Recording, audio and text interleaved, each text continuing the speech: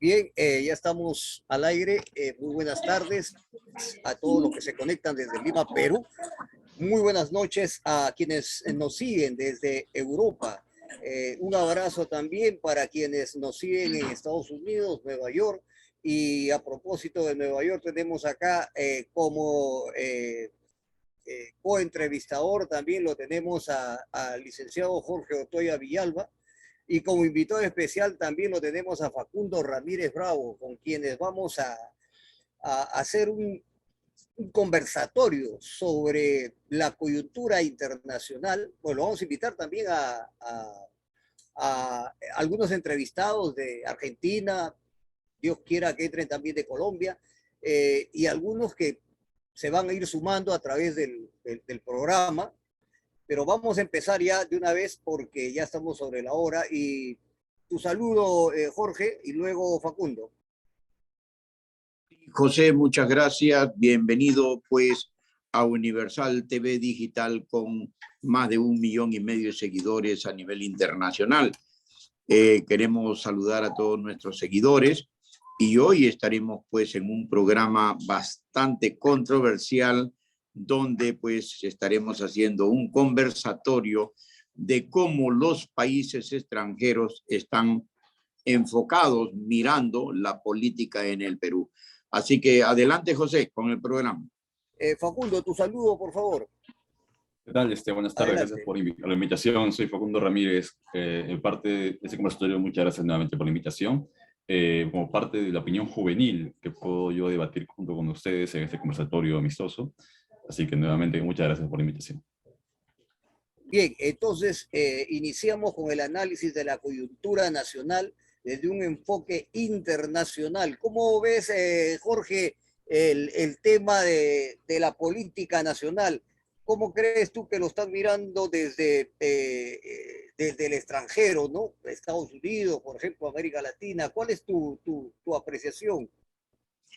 Bueno, mira, tú sabes perfectamente bien que a raíz y a consecuencia de estos últimos 6 gobiernos totalmente corruptos, la prensa internacional ha puesto sus ojos en todos estos debates, en todas estas denuncias, investigaciones, apresamiento de expresidentes, ministros, excongresistas, sumidos en una multinacional corrupta Odebrecht que está internacionalmente pues coludida con muchos gobiernos a través de manejar como títeres a los gobernantes de diferentes países del mundo. Sin embargo, a consecuencia hoy del gobierno de Pedro Castillo, podemos ver una batalla con una artillería para tumbar al gobierno de Castillo, que si bien es cierto,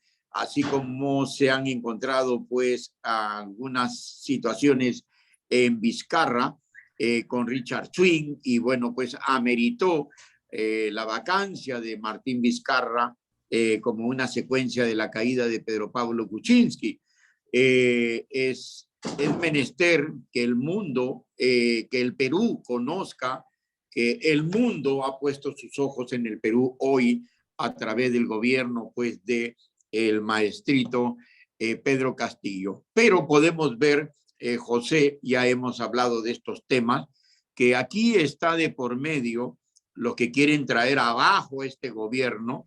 Por supuesto, no vamos a dejar de decir y mencionar todas las denuncias que hoy tiene Pedro Castillo, pero ya conocemos que desde el inicio de la campaña y de las broncas que han comenzado a haber, podemos ver de que los que quieren volver a tomar el poder es la democracia, entre comillas, los terroristas industriales, ¿no? Que prácticamente han dilapidado el erario nacional, como pues hemos visto la Confiet, hemos visto a Dionisio Romero, hemos visto a los banqueros, a Odebrecht o a Camargo Correa, que realmente han causado pues un desbarajuste en nuestra nación. Y el mundo está mirando al Perú como que realmente pues la corrupción de estos 6 gobiernos ha dejado impresionado y sigue impresionando en estos momentos de esta situación tan engorrosa y tan perversa y diabólica,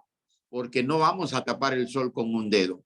Este gobierno está queriendo ser dilapidado a costa de cualquier cosa. Sin embargo, estamos viendo la energía y cómo están volteando algunas situaciones en el Congreso. El Ejecutivo acaba de cambiar de ministro, no ha aceptado la renuncia de Torres, el presidente Castillo, pero en medio de esta situación, que si está robando o no, o hay audios o hay investigaciones, podemos ver de que hay un balance entre la corrupción, la democracia, que al parecer pues quieren sacarlo brincando a Castillo. Sin embargo, le ha sido también negado por el Congreso de la República que vaya pues a la transferencia de mando allá a Colombia, porque se cree que podría hacer algo como Fujimori, ¿no? De quedarse por allá para evitar pues de que, y presentar su carta de renuncia vía Facebook o vía email, qué sé yo, como lo hizo Alberto Fujimori. Pero vemos un enfoque realmente a nivel mundial de que hay un miedo y hay un temor de los inversionistas extranjeros, no de los peruanos, porque los inversionistas aquí son jugadores temerarios, serruchadores de piso, que hacen los monopolios y que ponen y quitan presidentes, la élite nacional, que ya conocemos a los banqueros, a Carlos Enrique Pastor, a socio de Kuczynski, tenemos a los de los Inca Pharma, tenemos a Dionisio Romero, tenemos a todos estos banqueros que prácticamente quieren manejar el país a sus anchas, moviendo a los gobernantes como títeres, la nueva élite mundial. Exactamente, Jorge, exactamente. Has dado en el clavo y guárdate un poquito más para el resto del programa. Estás en lo cierto. Facundo, ¿estamos de acuerdo con Jorge? ¿Qué opinas? Pues sí, totalmente de acuerdo. Sí, estamos en una situación bastante ¿Algo más que comprometida. agregar, algo más que adicionar a lo de Jorge? No, pues sí, creo que más que nada ocurre, como mencionado acá el señor Jorge, es que hay bastante, están que tienen a trincherar en un solo cuadrado a Castillo. Por eso se tomó la medida del tema de que no fuese a este evento en Colombia. Yo no sospechaba, digamos, que era el tema que podría ser una réplica como lo hizo Fujimori, que se dio la fuga y mandó su renuncia por fax, si mal no recuerdo. Pero en sí, esto ocurre porque hay un orgullo de por medio, o hay un orgullo, o hay que no quiere soltar el poder, no acepta su derrota, hay un ego demasiado fuerte, que es lo más humano, lo más correcto que podría ser, incluso la mejor medida que podría tomar es agachar la cabeza, pedir perdón, asumir sus errores, quizá tenga una segunda oportunidad o quizá tenga que dejar el mando para otra persona, pero lo mejor que podría hacer en este momento sería agachar la cabeza y estar, digamos, abierto a querer ser honesto, por, digamos, una vez en esta historia de su gobierno. Claro, claro. En realidad, se puede pensar que las fuerzas fácticas que manejan América Latina para conceptualizar internacionalmente el tema, no solamente pues incide pues en el Perú, sino en el resto de países de América Latina. Y el modus operandi es el mismo. Son los oligopolios que mencionaba Jorge, ¿no? Son las fuerzas fácticas del poder económico, ¿no? Que utilizan ahora, ya no utilizan pues las invasiones a través de las armas, ahora las invasiones son a través del poder económico y la utilización de instrumentos como el manejo de las instituciones políticas como el Congreso, además que ahora utilizan el periodismo y también utilizan el poder judicial. Si tú lees actualmente algunos informes de la Organización de las Naciones Unidas, ¿no? Que es la antítesis de lo que se estoy hablando, te vas a dar cuenta de que este organismo defiende a capa y espada la actuación de los medios periodísticos y fundamentalmente el Poder Judicial, al extremo de que quienes capacitan las directivas del Poder Judicial son los entes y las instituciones de las Naciones Unidas. por un lado, y por otro lado, hay una defensa férrea a lo que es la libertad de expresión, entre comillas. Pero si tú te das cuenta y analizas en América Latina cómo se han movido, cómo se mueven los grupos de poder, de poder en los medios de comunicación, si tú te das cuenta, solamente en el Perú hay un monopolio en los medios de comunicación. Entonces, estos monopolios son los que manejan la economía, manejan los medios de expresión y como consecuencia se vuelven instrumentos del poder económico. Entonces, cuando un país sobrevive en función a los créditos y a los préstamos internacionales del Fondo Monetario Internacional o la emisión de bonos, tú te das cuenta que se vuelve un país fácilmente proclive a ser dominado por estas fuerzas fácticas que manejan el poder del dinero. ¿Por qué? Porque el país no tiene la capacidad de poder equilibrar un presupuesto que le permita el audio al dispositivo. Que le permita para no dejar generar presupuesto a través de la inclusión de las grandes mayorías de ciudadanos, por no decir el pueblo, en los medios de producción. Y solamente los medios de producción están a nombre o en posesión de algún grupo de poder. Lo tenemos ya a Jorge Irineo, parece que está un poco itinerante en su imagen. Doctor Jorge Irineo, a ver si nos acompaña en la conversación y proyecta su imagen para hacer la presentación.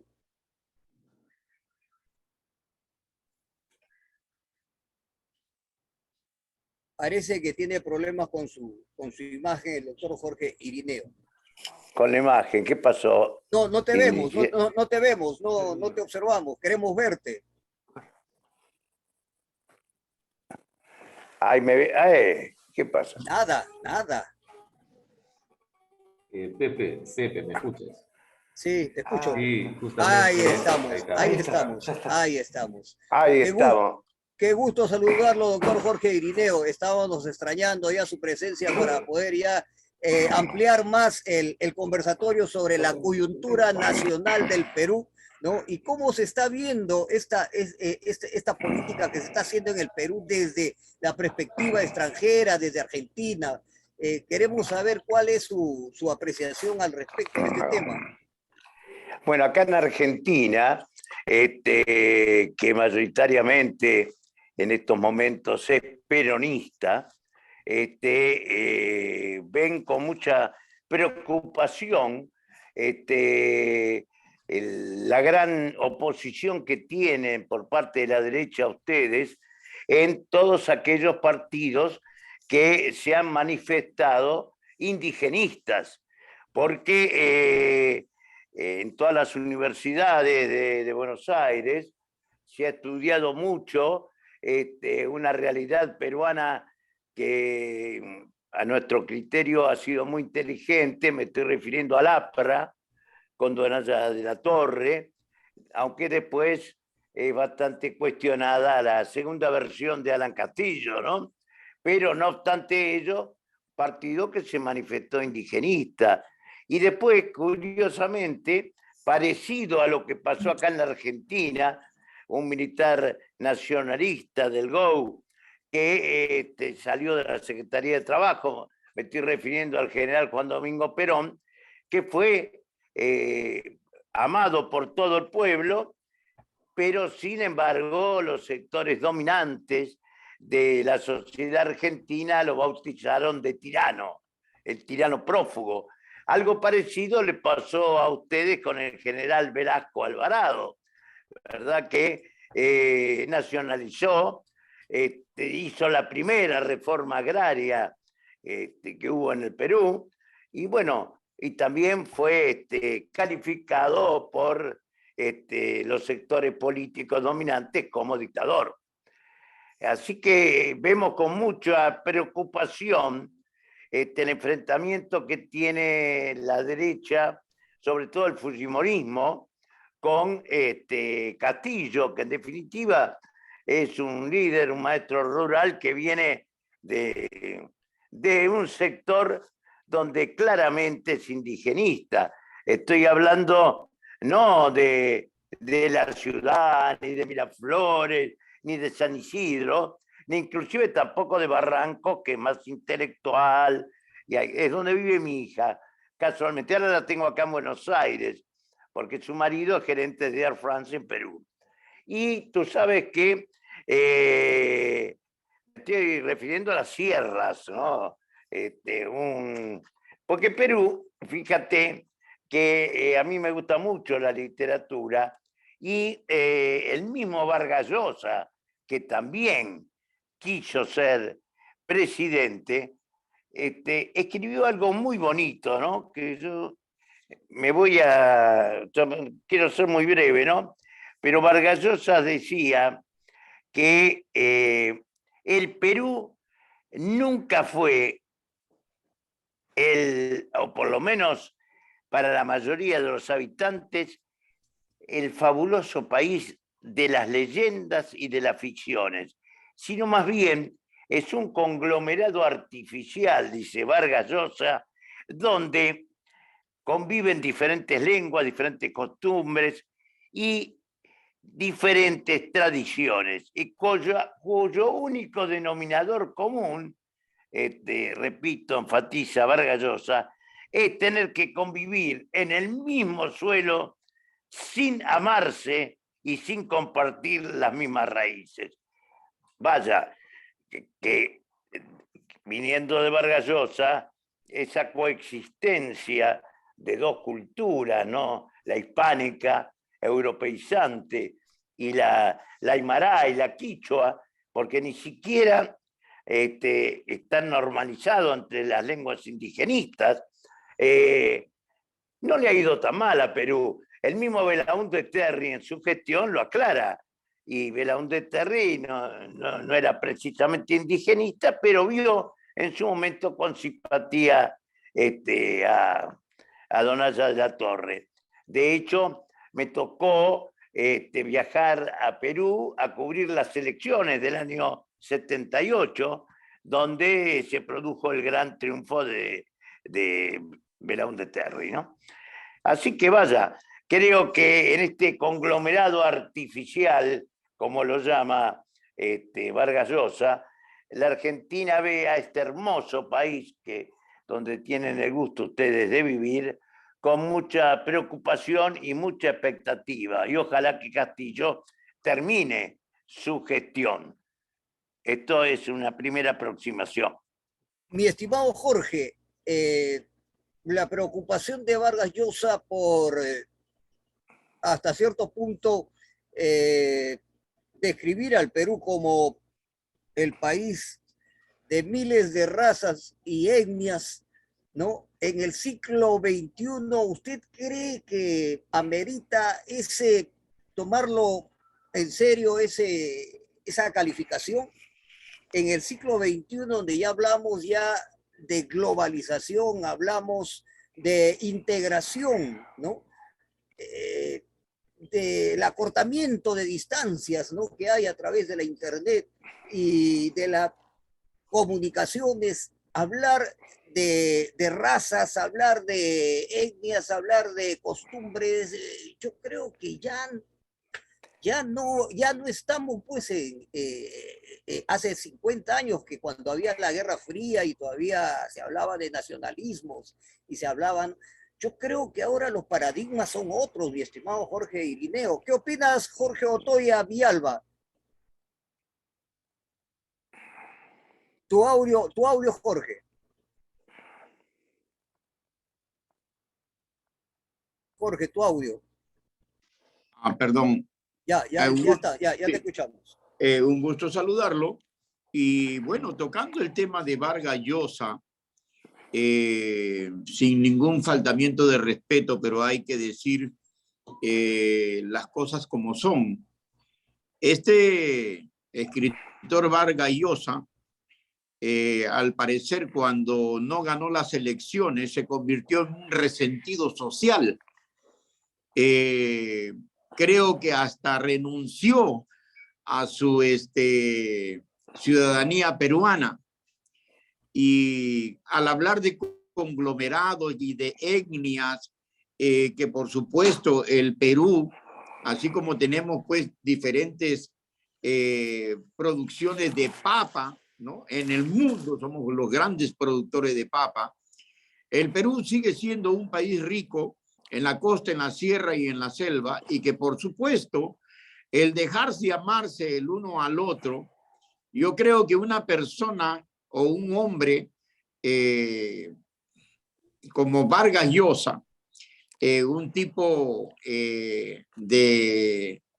como le decimos criollamente aquí, de los pitucos, como Jorge Muñoz Güell, Pedro Pablo Kuczynski, los miraflorinos, los de San Isidro, los de, qué sé yo, los de Carita Bonita, muchos tienen una apariencia de misericordia y de piedad para referirse o para escribir en un libro las situaciones del Perú.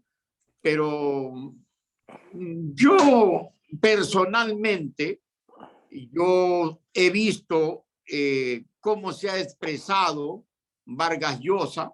Yo no creo que sea una persona que tenga autoridad moral para hablar o para escribir o para detectar ciertas cosas, porque al parecer también es un tipo racista, ¿no? En sus expresiones y sus formas. Yo pude ver las campañas cuando perdió las elecciones y realmente es un tipo que se quedó resentido por no haber ganado las elecciones en el Perú. ¿Qué hubiera sido si hubiéramos tenido de presidente a este famoso escritor Vargas Llosa?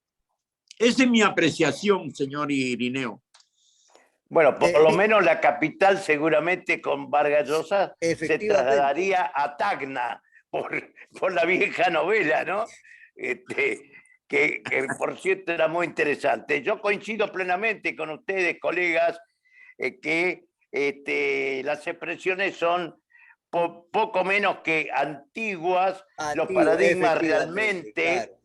Sí, Vetusta, totalmente fuera de lugar citar. Cité únicamente a Vargas Llosa porque me gusta la forma de describir, pero también creo que en el fondo no solamente resentido, es un racista, porque cuando él habla de los blancos de Miraflores, habla de los blancos de San Isidro, se está refiriendo casi con un total desprecio a los negros, a la raza pura incaica. A los cholos.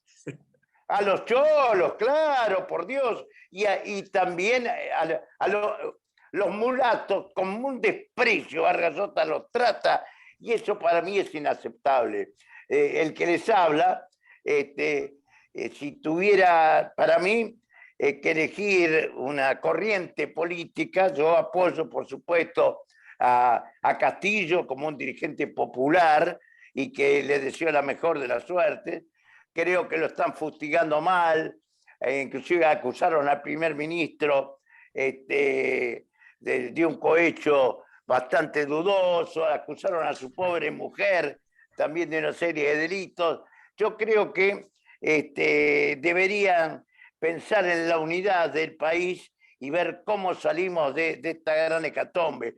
Yo, en lo personal, tengo un profundo respeto por el general Velasco Alvarado, que para mí fue una suerte de Perón en el Perú, más allá de que algunos sectores lo hayan tildado de dictador o poco democrático, ¿no? Mi estimado Jorge, ¿no cree usted de que esto está pasando también por la mala distribución de los medios de producción y la riqueza concentrada en pocas manos, ¿no?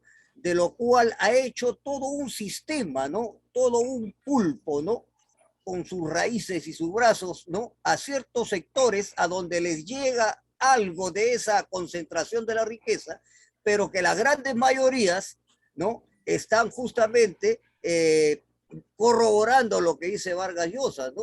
El país de las desigualdades, ¿no? ¿Tú qué dices, Facundo, para Tú como joven, ¿qué aprecias tú en la universidad?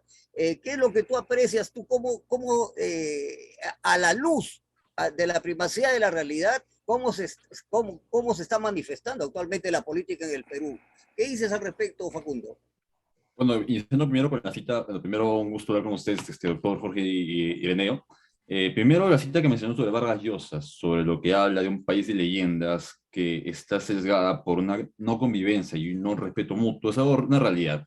El Perú es un país que tiene muchas culturas, está demasiado rico en culturas, que está reconocido a nivel internacional, y es una pena, una preocupación que no se asuma como tal unos derechos igualitarios, que no se asuma una comunicación igual para todos, digamos, porque, o sea, estamos matando el corazón de nuestro país como tal. Y con respecto a Castillo, mi opinión es que sí, es una buena opción, es un hombre de pueblo, pero digamos que también está dejando en una mala posición a las personas de las comunidades campesinas como tal. Es que, ok, es un hombre diferente, no es otro Alan, no es otro Fujimori, no es lo que hemos visto en los años pasados, los gobiernos que han sido corruptos, han sido gobiernos considerados malos en la sociedad.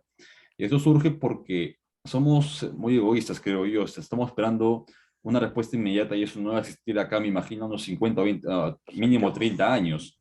Es que no está algo instantáneo, no existe ese tipo de soluciones. Y sí están quizás juzgando mal a Castillo, pero lo que pasa es que realmente cometió esos errores. Y lo que mejor creo yo, mi opinión personal, es que debería sí asumir que está pasando estas cosas para generar una calma, para generar, digamos, tener algo que otros no hicieron, que es asumir, básicamente. Ese sería lo mejor que podría ser para diferenciarse del resto de gobiernos que pudieron haber habido, que cometieron errores igual, pero que no los asumieron y tuvieron consecuencias graves.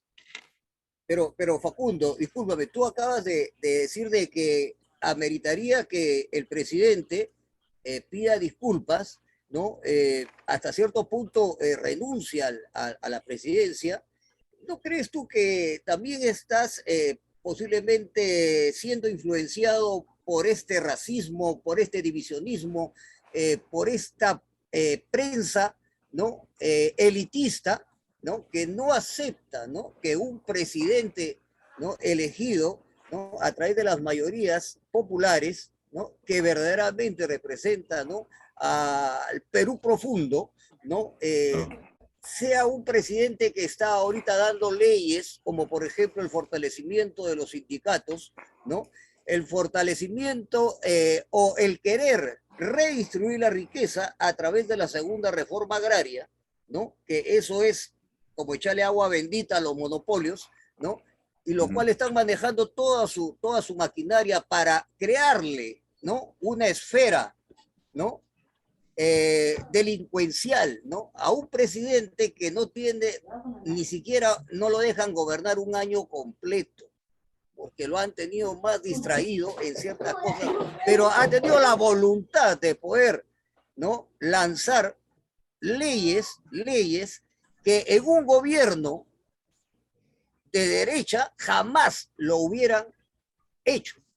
Y además este gobierno no es de derecha, este gobierno es de economía social de mercado, es de tercera vía. Si tú analizas, las leyes que está dando son leyes que están equilibrando el sistema. Quiere decir que lo está llevando desde la derecha hacia el centro. Pero hay que analizar las leyes que se estoy diciendo, ¿no? Que ameritaría, si es que se implementan, podríamos hablar de un giro desde la derecha extrema hacia un poquito al centro, no llega al centro todavía. Pero eso es lo que manda nuestra constitución, la economía social de mercado. Lo que desconocemos los peruanos, lo que no conocemos los peruanos, ¿qué cosa es la economía social de mercado? La economía social de mercado es la tercera vía, no es neoliberalismo ni libre mercado, es la regulación del Estado para la mejor redistribución de las riquezas y la inclusión social en los medios de producción. Quiere decir, la tercera vía desmonopoliza el país, desmonopoliza la economía. ¿Eso no lo entendemos o qué es lo que pasa? Te pregunto a ti, Facundo, por favor, para que luego Jorge a ver nos dé su apreciación. Sí, claro, primero en orden. En principio, puede que, digamos, sí, o sea, una visión que genera este tipo de pensamientos de una sociedad, bueno, juvenil, como en todo el Perú, es el miedo, quizá, que está afectando a todos. Digamos que yo no he sido nunca mucho de entrar en la política, hasta el punto, digamos, o sea, uno entra porque le afecta, ¿Por porque qué tienes están miedo, atacando Facundo? sus... ¿Cuál es el miedo que O tienes tú? sea, ¿Miedo a qué? O sea, el miedo, por ejemplo, yo soy una persona bastante abierta al pensamiento, no me cierro, digamos, a ningún tipo de partido como tal. Como dice usted, yo soy más de centro, digamos. Mi opinión con respecto a lo que es derecha, izquierda, no hay por qué tomar las esquinas, hay que buscar un balance amplio para que nos tenga un beneficio a todos y todos podamos crecer mutuamente en aspectos económicos, con las leyes, con la economía, con todo lo que está afectando hoy en día a la sociedad peruana como general. Ok, tenemos un presidente que es parte del Perú profundo, eso está bien. Está bien tener un presidente que se identifique con la mayoría popular, pero ¿qué está pasando? Que no es tan abierto con sus charlas de prensa, con sus planes de gobierno. Digamos que ha sido bastante recluido y eso ha sido quizá un juego en contra porque una persona así tiene poder, tiene un poder mayor en lo que sería la política, en lo que sería el gobierno del país. Digamos, que le estamos dando todo este poder a este señor, que Pedro Sí, Castillo. Ok, pero tal vez, Facundo, disculpa que te corte, el miedo lo ha sí, generado claro. la prensa. La prensa puede ser, digamos, la prensa genera miedo a una persona que, digamos, no se informa bien. O sea, una persona que está bien informada puede tener un juicio propio, decir, ok, esta información me dio la prensa, pero quizá, digamos, yo voy a investigar más, puedo ver mi perspectiva, puedo escucharlo directamente al presidente en sus mítines. Digamos, no, la prensa sí puede influenciar en alguien que no tiene este interés por investigar más allá. Quiere Claro, simplemente claro, formar, oh, no, ha ahí pasado algo, tengo que tomar coincidimos. un partido, Claro, claro. tengo que La tomar juventud partido. es Oh, fácilmente influenciable, efectivamente, Facundo. Jorge sí. Otoya, ¿tú crees, Jorge, que esta prensa está infundiendo miedo, sobre todo a los jóvenes? Más que miedo, Es capaz de poder infundir miedo a la población? más que miedo, se están dilapidando ellos mismos. Porque va a llegar un momento que estos mermeleros corruptos de la prensa, porque sabemos que el 90% de la prensa es de Graña y Montero, ¿no? Que nos han vendido desde hace 40 años basura, y por eso que somos un país sin educación, sin moral, ¿no? En la sierra, en la costa y en la selva, con una ignorancia que realmente el no haberle prestado atención a estos últimos 7 gobiernos corruptos que se han vaciado el erario nacional en el país sin educación. Mira cuántos miles, yo he hecho un cálculo según mis investigaciones, casi 300.000 millones de dólares se han robado estos expresidentes presuntamente mafiosos, corruptos, con más de 300 empresas transnacionales, chinas, europeas, y que la tienen sus empresas metidas, refundidas en el centro empresarial en San Isidro, que muchos no lo conocen en el Perú, pero en esos grandes edificios está metida una mafia corrupta a nivel global de todas las empresas que se llevan el oro, la plata, son traficantes de oro, están metidos en la élite de los banqueros, los empresarios, donde realmente un grupo de mañosos, perversos, como lo de la Confier, Roque Benavide, Afín, esta gente coludidas con los bancos y con disimulo, tienen acaparado todo el Perú. Estamos viendo, José, hay solamente 11 contratos que de Odebrecht, pero Odebrecht tiene más de 80 contratos en el Perú, son dueños del Perú, todavía siguen viniendo y todavía hay socios. Hay un socio que se llama Jairo de Loureiro, por ejemplo, un banquero brasileño asociado a Pedro Pablo Kuczynski, Carlos Elejalde, Carlos Montero, chilenos, colombianos, el Latin American Fund Manager, Kuczynski asociado a la Yerdao, asociado a Susana en la Puente Vice, al billonario Paolo Roca, accionista. Sí, pero Jorge, la lista es larga, pero siempre es larga, pero yo ya me ahora, las conozco ya porque siempre lo mencionas y ya me lo sé de memoria. Pero ya, lo que no te escucho es decir cómo cazamos el gato. Ok, acá hay una situación. Tú acabas de decir una gran verdad. La prensa está mañada y está corrupta. Ahora, en algún momento yo he tenido que pedirle disculpas a colegas periodistas porque son asalariados. Ellos reciben un salario, buscan la noticia y su jefe le dice esto va, esto no va, y si no, se quedan sin salario a la calle. Acá en el Perú no existen, por el análisis que vengo haciendo, no existen casi periodistas investigadores. El periodista investigador pierde su trabajo y se va hasta el último, como si fuera uno del FBI. Aquí no, acá compran noticias, la venden, aparecen con carros. O sea, es un desbarajuste. Aquí no hay prensa, acá no hay investigación. Estoy escuchando a Facundo. Él es un investigador, ¿no? Pero el asunto aquí es que, tú lo has dicho, quieren dilapidar a Castillo porque está regulando la situación y no les gusta a estos presuntos mafiosos. No les gusta a ellos lo que está pasando, por eso se lo quieren traer abajo a toda costa. Pero realmente, para que el Perú pueda tener un cambio, en primer lugar, tenemos que sacar a todos esos presuntos mafiosos del Poder Judicial, de la Fiscalía de la Nación, del Tribunal Constitucional. Eso quiere decir que amerita una reforma constitucional del Poder Judicial, ¿correcto? Por supuesto. Y eso es lo que no se habla. Jorge, Irineo, ¿tú qué dices? ¿Estamos de acuerdo? Ellos son los más grandes totalmente. Efectivamente. que defienden los gobiernos. Déjalo a Jorge Irineo que diga cómo está la cosa por Argentina al respecto con este tema. Bueno, nosotros ¿Cómo han enfrentado este problema ustedes? Nosotros hemos tenido varias veces, varias reformas constitucionales y para mí la más inteligente, la más preclara y la más pura reforma constitucional fue la Constitución de 1949, la Constitución peronista basada en la doctrina social de la Iglesia, en la Rerum Novarum, en la Populorum Progressio, en el 40º, por citar algunas. Y eso es la tercera vía, Jorge. Esa es la tercera vía. Bueno, justamente. Esa es la economía social de mercado, la doctrina social de la Iglesia.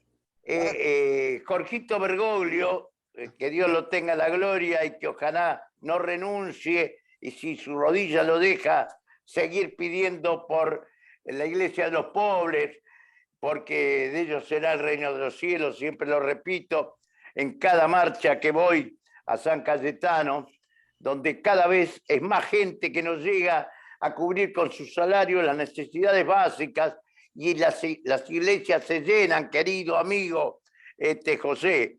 En lo particular, yo en su momento vi con determinada simpatía, no la tercera vía, que me parece muy inteligente y muy equilibrante, pero en algún momento en Perú yo apoyé a los militares de izquierda, por llamarlo de alguna manera, al general Velasco Alvarado y sus nacionalizaciones energéticas, la ley minera, también donde terminó con un monopolio internacional yanqui muy grande, y sobre todo con la ley de reforma agraria, porque tú sabes que hace 30 años atrás Perú estaba entre los 10 países productores de granos y era un orgullo en todo el mundo. Y hoy no sé si llega a estar entre los 20 o 30 países. O sea que algunos analistas hablan de que hubo un descenso, una gran decadencia, y yo creo que hay que unirse en la militancia todos los sectores, los intelectuales, los trabajadores, los jóvenes, como escuchamos recién, una preclara opinión del investigador, deben no darle espacio a los grandes monopolios, no darle espacio a los que detentan el poder, porque si no, la regulación jurídica de una sociedad se torna absurda, se torna abstracta, se transforma únicamente en dos derechos, un derecho para los opresores y un derecho para los oprimidos, una ley para los pobres y una ley para los ricos. Entonces esto genera mucho malestar. Nosotros en Argentina estamos luchando por la instauración de un salario básico universal que podría ser, desde el punto de vista del Papa y desde el punto de vista de los sectores mal llamados piqueteros, sino sectores preocupados por el resurgimiento de esa clase obrera. Yo ahora no sé si ustedes pueden ver, me voy a parar para que vean. Tengo puesta 70 años de la muerte, una camiseta con la imagen de la mujer más importante de la política argentina, María Eva Duarte de Perón, más conocida cariñosamente como Evita, la esposa del general. Y bueno, yo creo que sí, que hay que tomar el toro por las astras. No sé si hay que agarrar al gato para amansarlo, no sé cuál es la figura que ustedes quieren utilizar, pero el asunto es que hay que buscar soluciones. No tengamos la visión pesimista del Perú decadente. Rescatemos la visión maravillosa de ese gran imperio inca, ¿sí? que realmente enorgulleció al Perú y que lamentablemente con ese periodo de transculturación que hizo, la invasión, porque no fue otra cosa que una invasión española, y ese criterio colonialista ya viene de los españoles. Entonces, ¿qué nos puede extrañar que Estados Unidos quiera establecer monopolios aquí con leyes mineras, leyes energéticas? Realmente parece que le hiciéramos un guiño. Y el Fondo Monetario Internacional, es obvio, toma partido, pero pidan créditos, empobrezcan a la población. Total, siempre sacamos beneficios. Lo mismo que el BID, el Banco Interamericano de Desarrollo. Acá tenemos que formar entre todos un acuerdo, un gran acuerdo nacional peruano. Un acuerdo nacional peruano, donde todos los sectores... un acuerdo latinoamericano, Jorge. Obviamente, yo soy un defensor de la patria grande, querido José. Creo que eso es lo primero para poder liberar a nuestra patria, integrarnos una integración latinoamericana. Facundo, ¿qué más crees tú que podríamos hacer para poder mejorar esta realidad de América Latina, especialmente del Perú?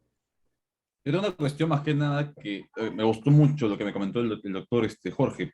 El tema es que es realmente una solución viable, una solución que pueda hacer voltear la mesa, voltear las fichas, lo que está, digamos, eso no generaría una división más fuerte, no generaría más racismo, no generaría más desigualdad, el tema de, por ejemplo, tener derechos para unos y para otros, porque pongamos el ejemplo que mencionó, que me quedó más grabado, que fue el tema de, ok, tenemos un sueldo o una ciertas medidas económicas para tal o cual posición de socioeconómica.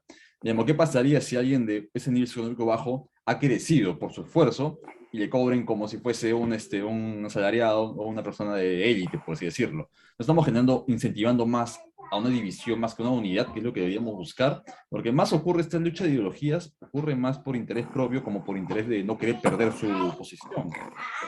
Así que no estemos cayendo en ese tipo de divisiones fuertes. Pero si tú te das cuenta, Facundo, los medios de producción están centralizados en pocas manos. ¿Qué posibilidades tiene el peruano de poder generar una micro o una pequeña empresa si todos los medios de producción están en pocas manos y ellos son los que manejan todos los medios de producción? ¿Qué posibilidades tiene que el 80%, 90% de la población económicamente activa pueda crear un autoempleo. Si un tercio de la población está acá en Lima y Claro. lo que hace el neoliberalismo cada vez que invade económicamente, lo primero que hace es quitarle lo que es la agricultura, Recursos. eliminar la agricultura. Eso lo hizo en Europa, ¿no? Al inicio de 1945 con sus políticas de invasión económica que hizo en Europa, que no le funcionó obviamente porque los europeos se integraron en una comunidad europea, pusieron sus propios bancos centrales de reserva y frenó el nuevo orden mundial. La nueva invasión que pretendían hacer con los instrumentos que ellos habían preparado con la economía monetarista recién inventada por la Escuela de Chicago, ¿no? Al frente de Milton Friedman. No lo pudieron hacer, ¿no? Y desarrollaron la economía social de mercado. Eso vino a nuestra Constitución en 1979. Pero eso nunca se implementó. Sin embargo, el neoliberalismo vino acá y capturó todos los medios de producción, ¿no? Entonces, al peruano lo único que le queda es hacer una microempresa de servicios. Claro. De que pueda Una comprar pregunta, y vender a ver, algo es imposible. Claro. Que Y ya que estamos tampoco es hablando mala de idea. una persona que maneja. Exacto, exacto. Ok, pero digamos, tenemos una persona que tiene el poder, una persona que controla estas fichas. Muy bien. Digamos, ¿no sería también parte de la persona de la cual está tomando su recurso que lo permita? O sea, la necesidad de por qué, digamos, un agricultor vende sus productos baratos para que el empresario pueda venderlo más caro, con un producto más grande, un producto más especial. Digamos, no hará otros factores más allá de que, ok, este tiene el poder, tiene la capacidad, es la élite, además que acá él solamente quiere recuperar su inversión o quiere generar sustento para sí mismo. No habría, digamos, algo más allá que solamente quizá posturas, posiciones, que puedan ser quizá más inteligentes, puedan jugar con el sistema, puedan querer formar parte, puedan querer unirse bajo estrictos estas leyes que las pueden defender, pero quizá no conozcan estas leyes que lo defienden. Claro, tú lo acabas de decir, Facundo, esos grandes poderes le compran a un precio huevo a los agricultores su producto, ¿no? Eso se llama el poder de los monopsonios. El poder de los monopsonios, que explotan el esfuerzo y el trabajo de los pocos agricultores que hay. ¿Cómo hacemos para poder resolver ese problema? Pues puede haber leyes que defiendan o solamente, o los dejamos dejamos solamente porque ellos tienen el poder del dinero. No, por supuesto, no hay que dejarlo. O sea, una persona acepta en sí el dinero porque es, digamos, algo para él. Digamos, Claro. si hubiera otra opción, O sea, quiere decir que si tuviera una opción de una organización que le pudiera permitir, ok, vamos a tener otro recurso, te pagamos lo justo. Sería, digamos, No, pero el monopolio nunca paga lo justo, nunca paga claro, lo pero justo. supongamos que exista una organización monetaria que sí pague ese tipo de... No, no no es mejor existe, alguien no que existe. defienda. En el Perú no existe, tal vez en la Uy, luna. claro. Por supuesto que no existe en el Perú, no existe, es un ideal, es un sueño. Sería Es la un sueño, utopía claro. perfecta, sería la utopía perfecta. Eso se No, ¿no llama sería falla de mejor mercado. luchar? Eso se llama falla de mercado. Y eso está estudiado y eso está prohibido en el mundo. Solamente se permite en el Perú. ¿Y sabes qué se hace para poder romper con esa falla de mercado? Eso no está para inventarse, eso ya está inventado. Los países decentes forman cooperativas, economía social. Los cooperativizan a los productores y les ayudan a vender, a llevar, los mismos gobiernos, a llevar sus productos al mercado. Y no dejan que el monopsonio, sin intermediarios, y no dejan que el monopsonio les quiten su trabajo, su producción, su futuro, el estudio de sus hijos, y no permiten que hundan a ese empresario agrícola en la miseria y en la pobreza. Igual con las cooperativas no existe un poder superior. ¿Perdón? En las cooperativas igualmente no existe un poder superior sobre estas personas, digamos, que no son directamente las personas. Ok, es un sistema que puede servirles porque no hay intermediarios que los exploten, pero igual sigue existiendo una persona de poder. O sea, digamos que la solución sería cambiar los lugares, cambiar las personas. No, yo te hago un ejemplo. Antes de que, por ejemplo, los pocos cafetaleros que habían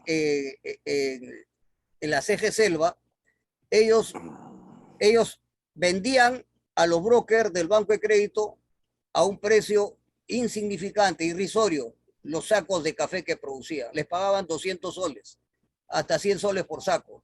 Y en el extranjero ellos lo vendían $1000. Entonces el gobierno, el primer gobierno de 1985, más o menos 87, ese gobierno de Alan García, ¿no? Una mente sana se le ocurrió, ¿no? Cooperativizarlos. Entonces, de 300.000 o 100.000 cafetaleros que habían, crecieron a 1 millón. Pero ¿por qué les incentivó? ¿Por qué crecieron? Porque los cooperativizó y los tecnificó. Les ayudó a cooperativizarse, ¿no? Para que ellos puedan vender su propio producto al extranjero. Y hasta el día de hoy lo siguen haciendo, a pesar que Fujimori desmanteló las cooperativas. Pero quedaron cooperativas fortalecidas, ya adultas, que hasta ahora siguen exportando su café al extranjero. Ya no le venden a los brokers del poder económico. O sea que sí hay soluciones, Facundo. No hay duda. Entonces, ese es un ejemplo solamente en el café. Son ilusiones, pero no afecta. No son ilusiones, son realidades. No son ilusiones, son realidades. Son soluciones. Opciones, claro. Son pero soluciones, si tú te das cuenta, pero igual eso no se funciona en permite, el Perú. digamos, Eso funciona en el Perú, en el rublo de café. Podríamos hacerlo en la caña de azúcar con los cooperativistas, también lo podemos hacer si es que sacamos a los rateros que están metidos ahí disculpa la palabra, ahí en las cooperativas azucareras. Y eso lo está haciendo Pedro Castillo. Lo están boicoteando, pero tiene el proyecto de recuperar las azucareras, porque es un producto de primera necesidad. Donde si me permites. Los han estafado y les han quitado. Adelante, Jorge. Tenemos aquí Casa Grande, ¿no? Claro. La cooperativa San Jacinto, Paramonga, ¿no? Por ejemplo, acá hubieron una serie de muertes aquí en las azucareras de aquí de La Libertad. ¿Quiénes se tiraron esas azucareras? Elian Carr, Toledo. O sea, aquí lo que sucede es que, como siempre he dicho, hay un grupo, hay una élite que hay que hacerlos arrodillar, porque no es posible que un grupo, como dice, bueno, yo tengo el poder, yo tengo el dinero, y una vez que tienen poder, tienen dinero, ya quieren política, ya quieren entrar al gobierno para poder cuidar sus intereses.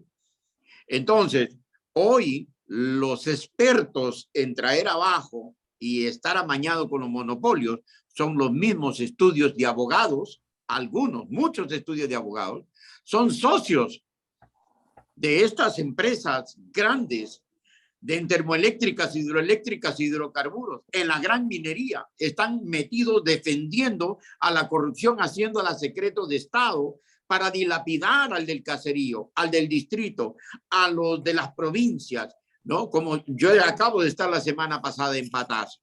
Hoy día se ha criminalizado, hay muertes, esto parece el oeste, ¿no? Por la cuestión del oro, la plata. ¿Por qué? Porque hay un grupo de monopolios que hay que pararlos de cabeza. ¿Por qué?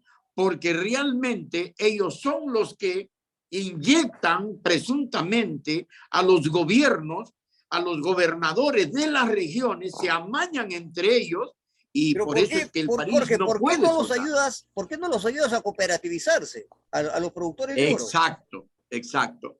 O sea, ¿te acuerdas anteriormente? Habían 8 horas de trabajo.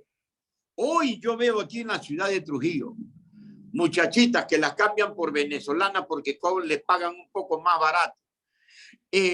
Les pagan 600, 700 soles mensuales y están 10 horas, 12 horas paradas. O sea, es una explotación. No legalizan a los informales. Eso puede contribuir a que los municipios, los gobiernos regionales obtengan dividendos a través de legalizar a toda esta gente que realmente a veces los municipios, los de seguridad ciudadana, los corretean, les quitan sus módulos, les quitan su negocio cuando estas mujeres, madre de familia, que de alguna manera sirven de padre y madre a sus hijos, vienen 4 municipales o 4 ciudadanos, por ahí les quitan su fruta, sus emolientes, les quitan todo, cuando deberían los gobiernos regionales establecer una legalidad para ellos. Y eso, José, es simple y sencillamente no les ha gustado a los empresarios lo que está haciendo Castillo. Por eso es que se lo quieren reventar, por eso es que se lo quieren traer, porque ellos están que tiemblan de miedo porque se les viene abajo su economía. Eso es lo que está sucediendo y por eso necesitamos un cambio, José. Jorge Irineo, sí. es cierto que la informalidad, tengo esta duda, es cierto que la informalidad es el arma efectiva del neoliberalismo para poder depredar a un país y por eso es que lo mantiene en la informalidad. De alguna manera sí, muy preciso tu concepto, José Castillo, porque le conviene al imperialismo, le conviene a los sectores dominantes ese trabajo informal, ese trabajo no protegido. Por eso, la semana pasada, la vicepresidenta Cristina Fernández de Kirchner propuso de hecho es un cuadro político, esta mujer muy, muy brillante, y propuso que el trabajo informal, inclusive los planes de ayuda, no siguieran adelante tal cual están concebidos, porque esos mismos planes sociales no son un invento de los sectores populares, al contrario, fueron inventos de los sectores dominantes, de los sectores neoliberales. De hecho, Macri, que sí endeudó a toda la Argentina y que, como bien dice nuestro amigo, con su grupo de abogados se quedó con el correo, se quedó con grandes inversiones, y esto es muy preocupante porque cuando creíamos nosotros que la Asamblea del año 13 y que había abolido la esclavitud, la Mita, el Yaraconago y todas esas instituciones vergonzosas, hoy en el trabajo en Perú, y yo eso lo he vivido porque estuve viviendo en ese hermoso país, de hecho mi hija está con mis nietos y su esposo viviendo ahí, y se nota esa esclavitud, esa explotación del hombre por el hombre, esa pobre mujer que tiene que mantener a sus 4 o 5 hijos con una cantidad de soles que vaya, que ni le alcanza, y que se asombra, como me contaba mi hijita, si el patrón, entre comillas, porque nadie puede ser patrón de nadie, le invita a comer a su mesa. Esto es realmente hermoso desde el punto de vista afectivo, pero imperdonable para los sectores, porque si hablemos de política, hablemos en serio. Claro que tendría que arrodillarse y pedirle perdón al pueblo, pero esto se logra únicamente, a mi criterio, con una ley del agio, una ley de especulación que termine con ese alza indebida de precios, una ley nacional de cooperativas. Efectivamente, si vamos terminando, Jorge, disculpa que te corte. Sí. Facundo, tus últimas palabras para ir terminando. Tenemos menos de 3 minutos para terminar. 1 minuto, por favor. Yo considero que sí tengo que estudiar bastante más en sí la política, porque mi visión, como digo, no se basa mucho en seguir ideales. Yo no quiero, digamos, siento que perderían en mi perspectiva al caer en una postura tan contundente o tan hincha. Yo quiero mantenerme igual. Yo creer, o sea, no sé si soy muy ilusorio, pero quiero creer que, digamos, hay en sí cierta protección que puede que no exista, es evidente que no existe, pero quizá la solución no esté arriba, sino en uno mismo, que pueda uno pensar, ok, queremos apoyar en sí al campesino, ok, le damos un superior que sí lo apoya, pero ¿por qué no enseñamos al campesino que él mismo se sepa autosustentar, que no necesite de alguien más y que se quiere hacer algo con alguien más, con una comunidad o con un grupo, lo puede hacer con el conocimiento adecuado, que se imparta una mejor, que se invierta en esta educación, que se invierta en querer Claro, estar lo que pasa, apoyados. Facundo, que el pobre no puede salir solo. Para eso nos constituimos en nación.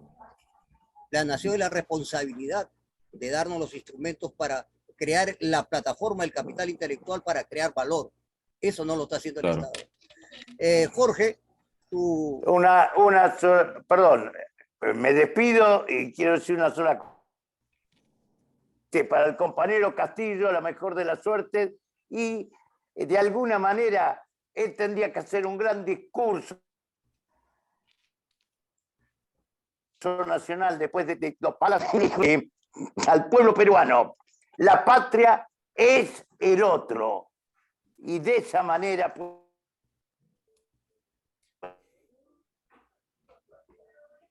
Listo, se te cortó, Jorge, se te cortó. Jorge Otoya, ¿cuál es tu apreciación? Un minuto para terminar ya. Bueno, bueno, yo creo de que... latinoamericano que... Listo. Jorge Otoya, adelante.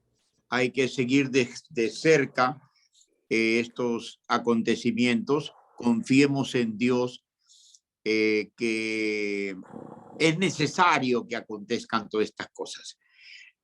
Para que haya paz, tiene que haber guerra.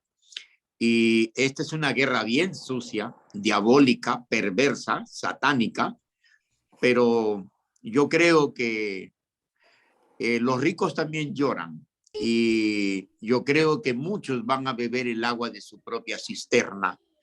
El Perú está atravesando una situación bastante difícil, pero confiemos en que todo tiene su tiempo debajo del sol.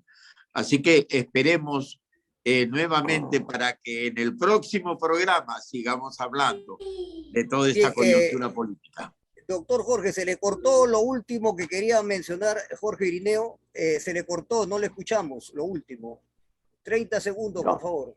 30 segundos, ¿no? Que le deseaba la mejor de la suerte al compañero Castillo, que ya espero cuando vaya a fin de año poder entrevistarlo y darle un gran abrazo y decirle que la patria es el otro y que haga un gran discurso nacional pidiendo la unidad de todos los sectores para que, yo creo, para eliminar esta gran crisis que está sufriendo el Perú. Una gran crisis moral, una gran crisis ética de muchos gobiernos que no deberían haber existido y que avergonzaron al Perú.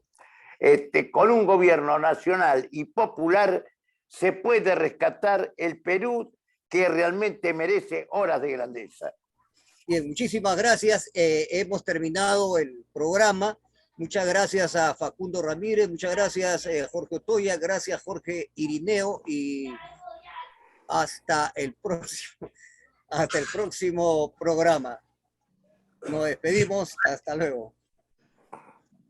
Muchas gracias.